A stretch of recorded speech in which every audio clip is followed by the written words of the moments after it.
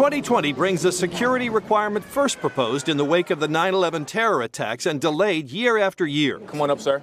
Finally, beginning this October, anyone wishing to board an airplane flight must present a real ID-compliant driver's license or a passport or military ID card.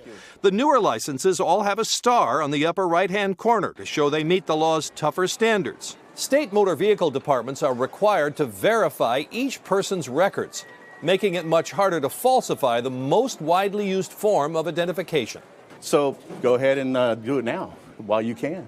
Get it done early so you don't have any issues on October 1st. As of January 1st, New Hampshire allows residents to put X under sex on their driver's licenses. It's for people who don't identify as male or female. It's legal to possess small amounts of marijuana in Illinois and Michigan, bringing the number of states that allow recreational use to 11. One of them is Nevada. Employers there cannot refuse to hire someone who tests positive for marijuana.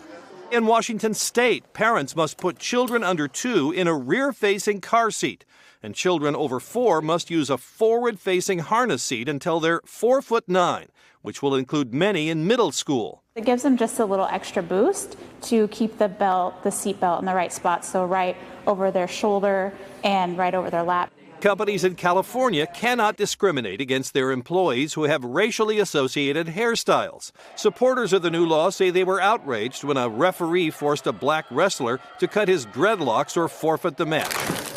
And the first of the year means no more single-use plastic checkout bags in Oregon, except for buying fish, meat, and taking home the dry cleaning.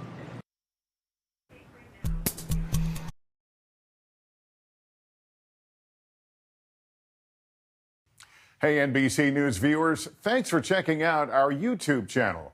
Subscribe by clicking on that button down here and click on any of the videos over here to watch the latest interviews, show highlights, and digital exclusives.